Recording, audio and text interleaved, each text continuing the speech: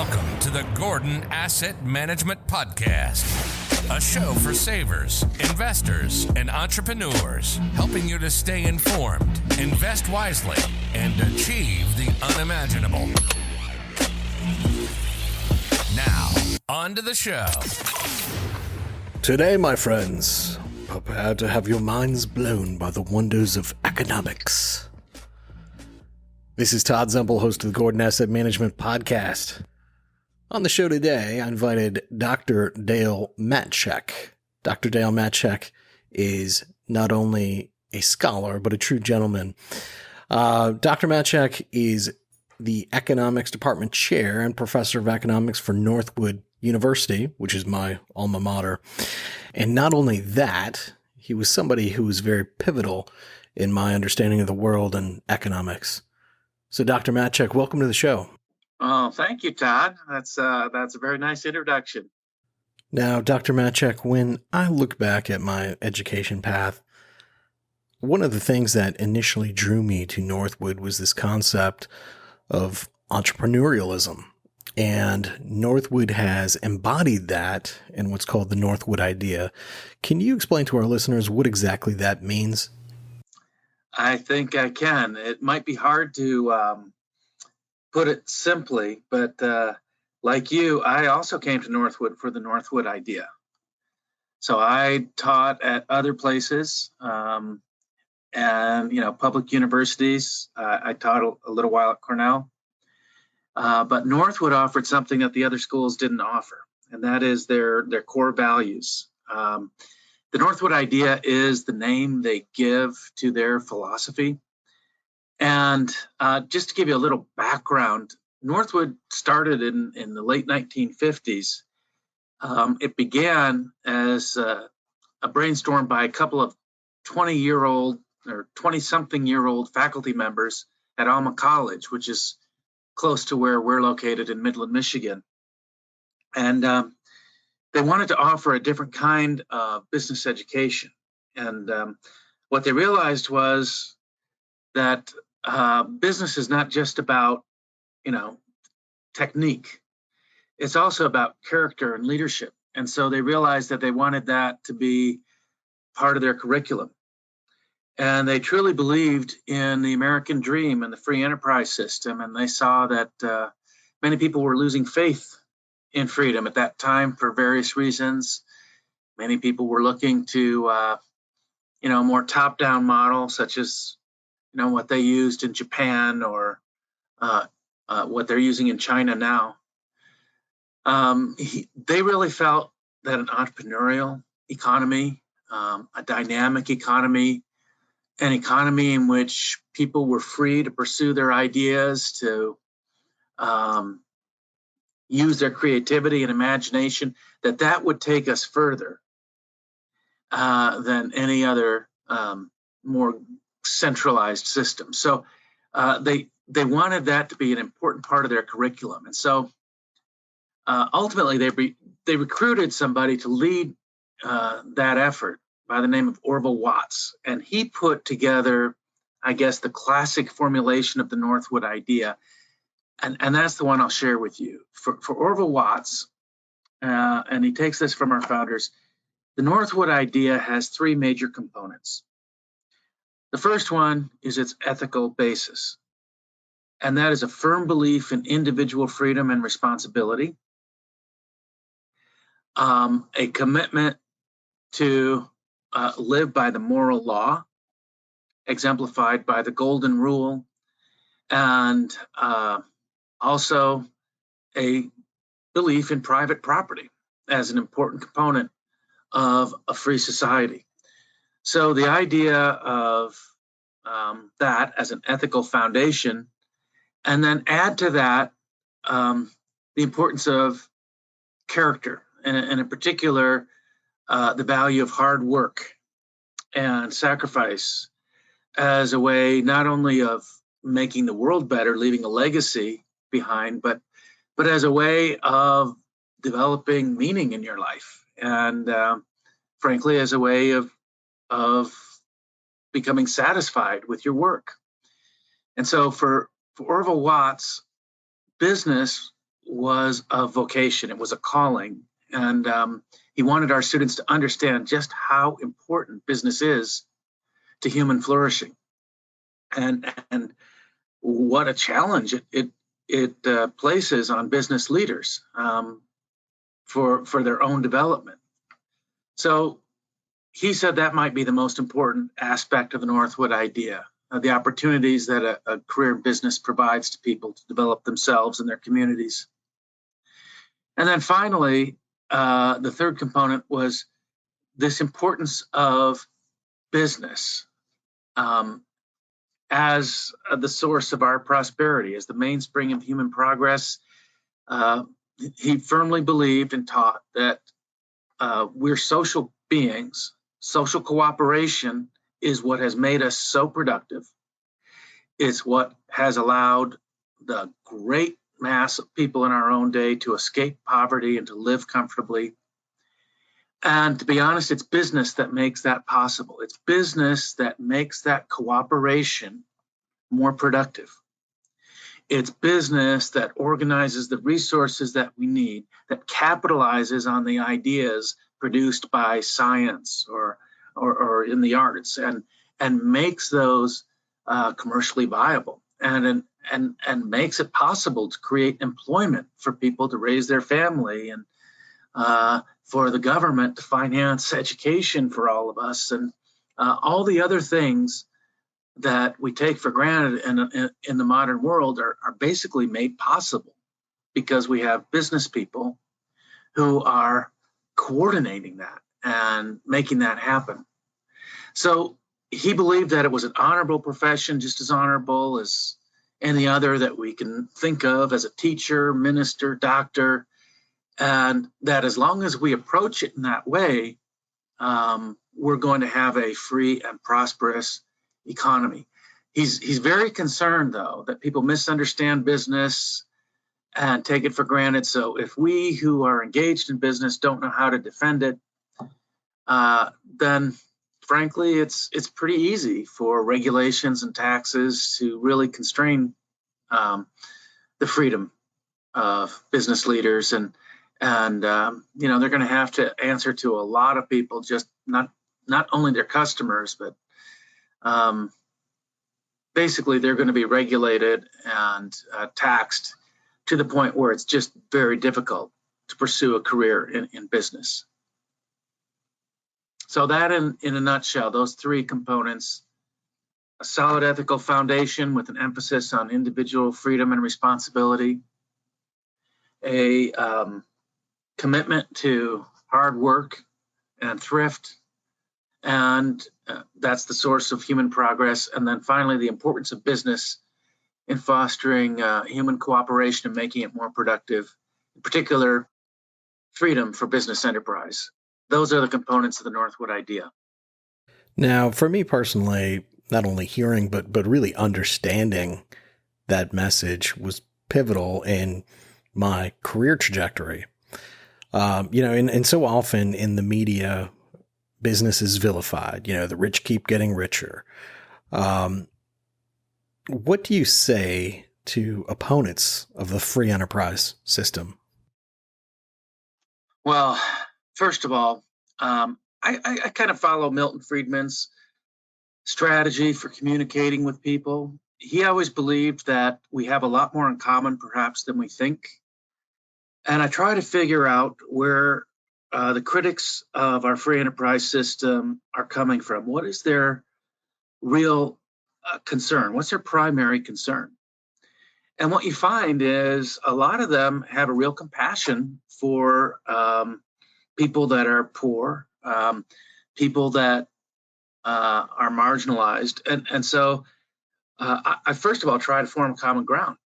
But where I might differ from them, and this is what I try to clarify, it's just that I think free enterprise is and continues to be the best way to help people get out of that poverty, to help people solve those problems and achieve their dreams.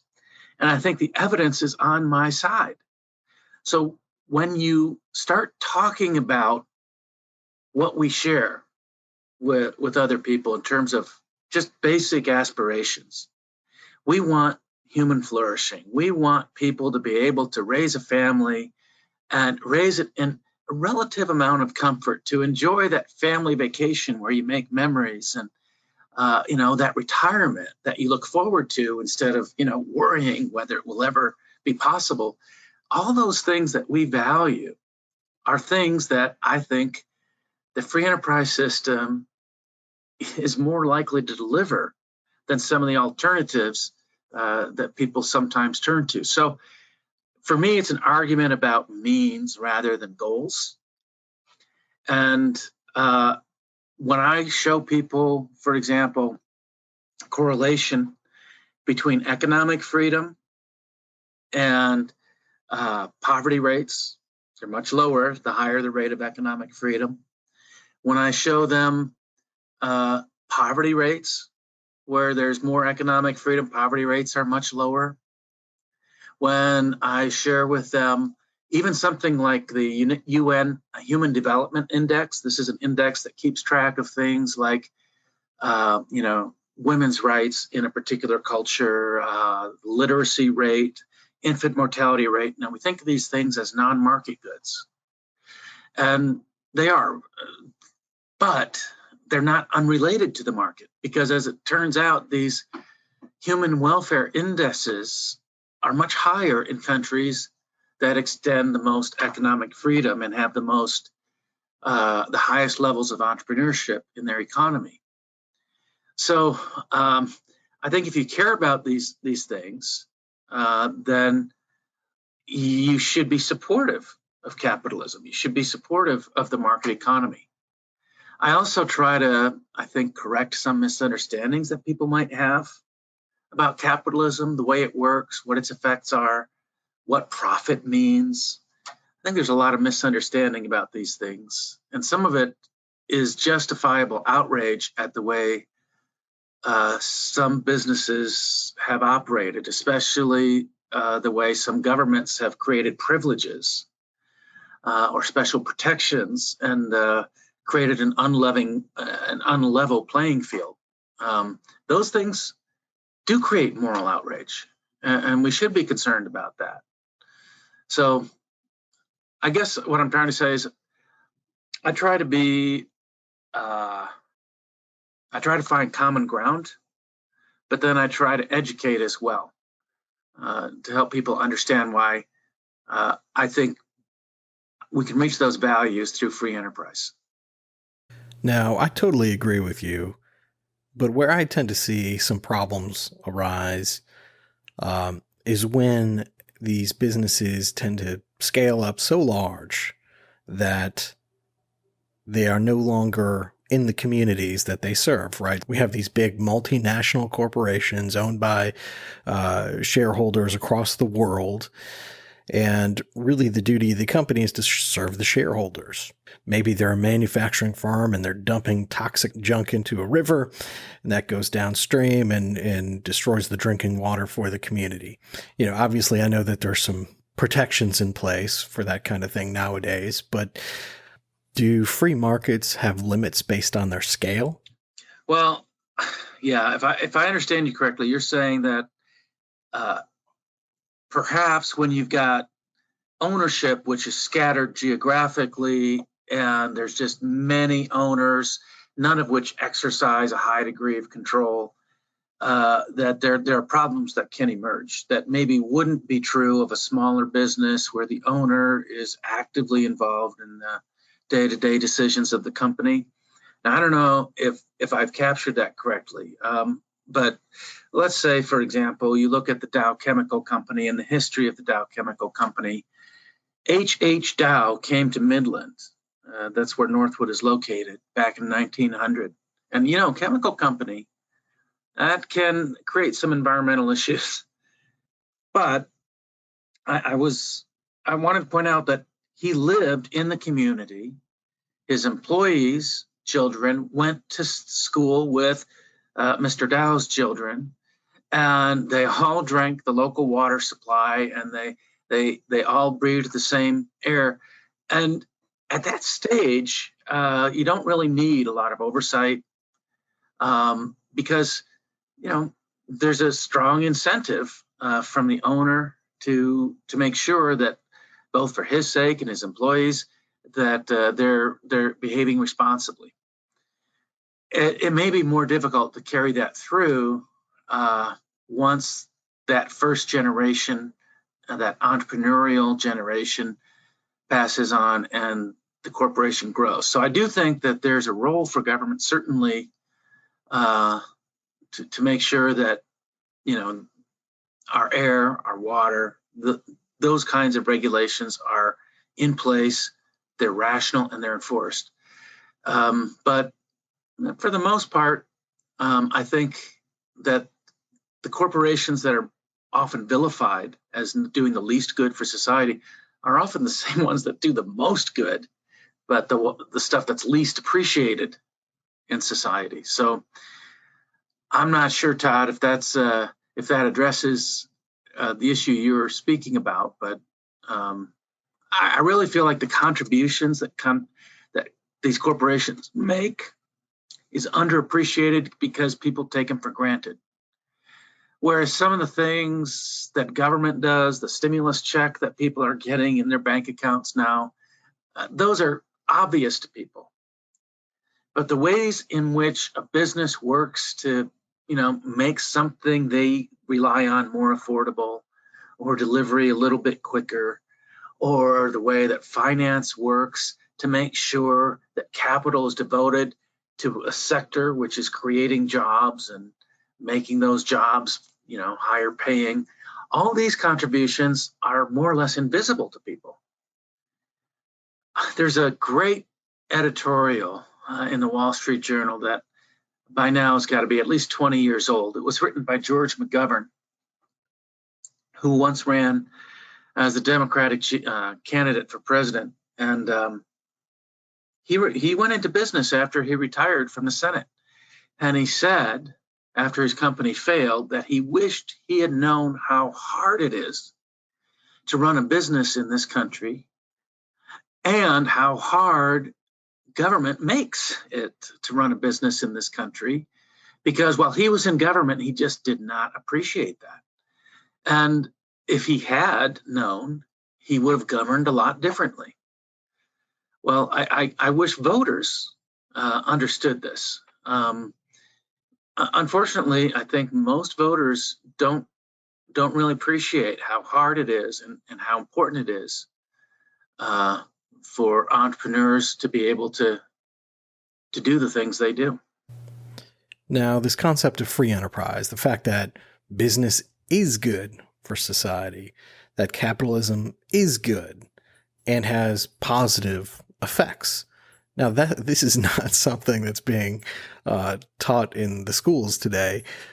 What are your thoughts on the state of higher education in the U.S. today? Well, you definitely hit a sore spot with me. I'm very concerned. Very concerned. I came to Northwood because of its values, but at a time when it was reasonable to expect that these ideas would have been relatively common at other institutions of higher education around the country. Maybe they didn't emphasize it as much as we did. But in the United States, at least, I think there was, at the time I started my career, an appreciation for the benefits of our American system. But that's come under attack, and we could go into a lot of reasons for that. But I would be very concerned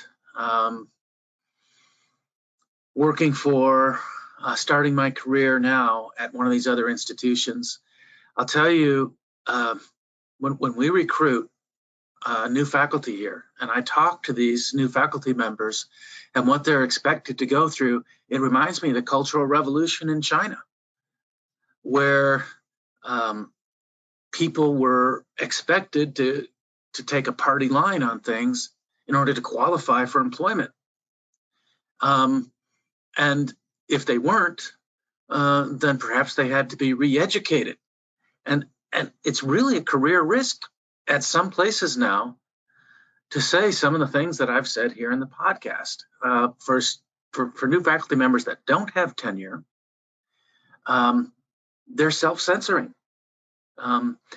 There are departments that are cropping up that are Marxist in their outlook, that are anti-capitalist in their instruction, and they're serving on tenure committees and they're indoctrinating students, and it's not a good situation at many places.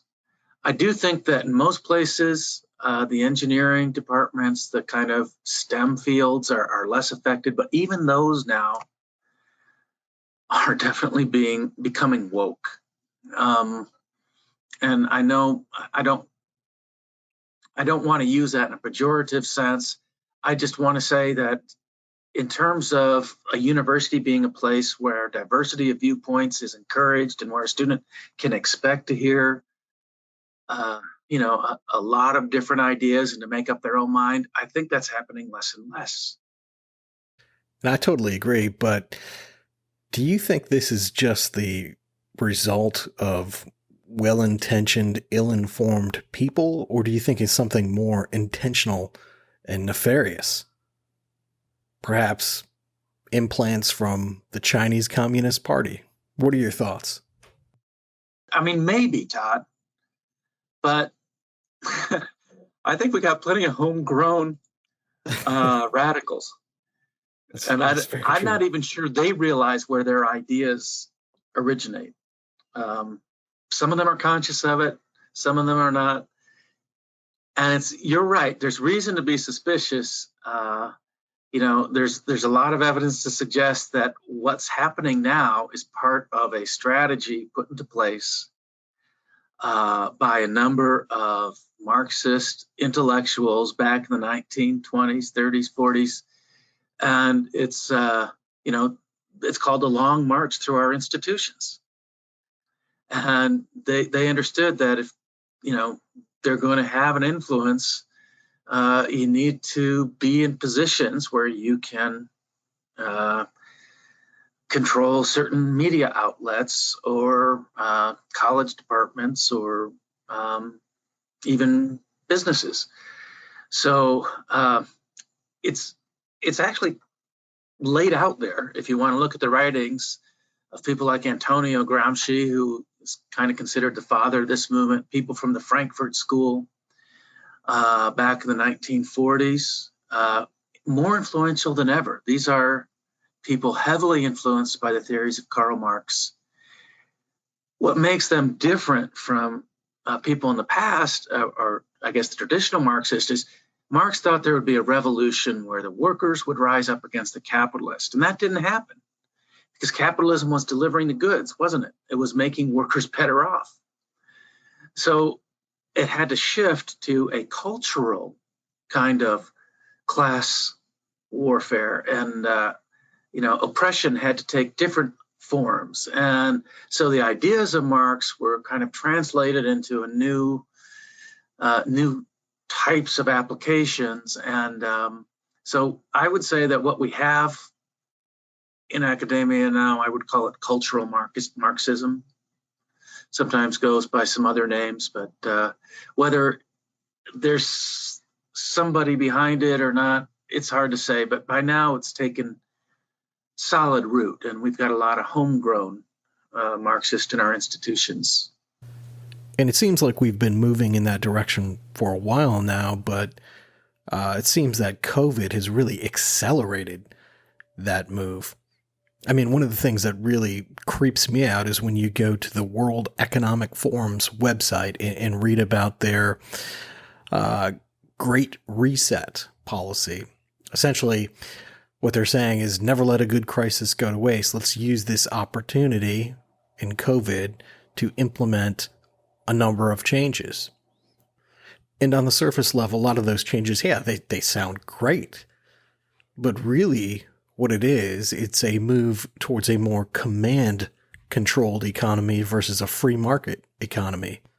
And another thing that really just bothers me about this whole quote-unquote Great Reset policy is even the name. I mean, it sounds an awful lot like the Great Leap Forward, which was China's communist revolution. What are your thoughts on how COVID has impacted the free market system? Yeah, COVID has had, COVID has a lot of lessons for economists to unpack. For one thing, I think that COVID is a great demonstration of how bottom-up solutions are often, well, I would say almost always preferable to top-down solutions. So we could talk about the ways in which government responded to COVID. One of the lessons that I take away from it is government suspended a lot of the rules and regulations that are normally in place in order to speed up the solutions that we needed. And even having done that, they still managed to slow things down. So it's my belief that there are literally thousands of people that have perished in this pandemic precisely because of the rules and regulations we had in place to keep them safe. And, without getting into the details of that, I would say that is one of the potentially positive things that could come out of COVID. A quick look at some of the unintended consequences of what I call safetyism. Regulations designed to make sure nothing bad ever happens to anyone, which ends up essentially guaranteeing that something bad will happen to a lot of people. On the political side, what I'm concerned about here is what I see in people. And I guess they're perhaps acquiescence to the huge increase in government that we've seen as a result of COVID. The stimulus package, which I think is a temporary basis, was perhaps needed, but I also think highly politicized, poorly designed, with some real inequities. In any case, the fact that this will possibly go down as a moment where big government came to the rescue of our economy, I think that's a dangerous narrative. The power that government took to itself to make these draconian restrictions on people. I mean, here in Michigan, I suppose you're probably aware, we had a lot of people unhappy with the governor. And even though I think there were some people that were overreacting to the governor's policies, there's no doubt that, they made no sense in many cases, and they really bordered on what is constitutionally acceptable. I mean, as far as common sense is concerned, I don't know, Todd. You've probably had more podcasts where you've talked about COVID, but I mean, here's an example. The decision that we're going to decide some workers are essential. And we're going to use that as the basis of who's allowed to work and who isn't allowed to work. And oh, by the way, we are at the top going to decide who is essential and who isn't. Now, that's one way you can do it, but here's another way, and I think a better way. Who is at risk? Which workers are vulnerable to infection and perhaps live with people that are vulnerable? And maybe those people should be encouraged to not go to work or to work remotely. And if we had done that, I'll just give you an example. I don't know how often I've been at a grocery store or another store considered essential, and I've dealt with an elderly employee there. And then I realized there's a lot of people that are not particularly vulnerable to this disease, and they're not allowed to work. They're not allowed to go to work. And so to me, it makes sense. Stop sending money to everybody willy-nilly. Take the spending and focus it on those people that are vulnerable and protect them. I think a more targeted program would have made a lot of sense. This wreaked havoc with Michigan because as our tourism industry relies on a seasonal, income, you close down our marinas, you close down our boat dealerships, you close down the travel that takes place. To me, that was just not a sensible approach. But I think the narrative is that as long as it saves one life, it was worth it. Again, I don't know. People don't understand. People were postponing healthcare. People were, foregoing their cancer screening visits. There's trade-offs in economics. It's never about, well, let's get this done and pretend there's no other costs involved. And I think there's a great deal of evidence to suggest that the government response shortened life expectancy on balance rather than increased it. I don't think that's the narrative people are going to take away, and that's what worries me most. Well, Dr. Matcheck, thank you so much for your time today. I hope that as things progress in the world, you come back on and share more of your thoughts with us. Well, that sounds good. I'll be glad to come back. I enjoyed it. Now, if folks want to hear more from you, they can do that at the upcoming Northwood University Freedom Seminar. Why don't you tell folks a little bit about what that is? Sure. Thanks for giving me that chance. So Northwood University, as part of its core values, does try to educate people in the community and around the country. And one of the ways we do that is with our Freedom Seminar, which has been going on for 40 years. And this year, everything is different. This year, we're focused on racial and gender equality and public policy. And we approach it through the lens of the two American dreams that we care about. There's the version, I guess, symbolized in our Statue of Liberty, right? We are the land of opportunity, where you, by your own hard work and imagination, can make a better life for yourself and for your children. And there's that kind of equality. This is the kind of thing that Lincoln was talking about when he said, that we are a country conceived in liberty and dedicated to the proposition that all men are created equal. And then when Dr. Martin Luther King stood on the steps of the Lincoln Memorial and said he had a dream, and that was a dream that one day his children would be judged by, not by the color of their skin, but by the content of their character. That is also an inspiring dream, and something that thus far has been somewhat difficult for America. So we're going to unpack those two American dreams at the Freedom Seminar. It's held in May. It spans 4 days. We got speakers coming in from all over the country. It is a virtual event that anybody can join. Just Google Northwood Freedom Seminar. You'll find our website, and you can come to one or come to all of the events that we've scheduled there, and I encourage you to do that. Well, folks, that'll do it for today. If you want to learn more about Dr. Matcheck or Northwood University, you can find them at Northwood.edu, or feel free to reach out to us at wealthqb.com.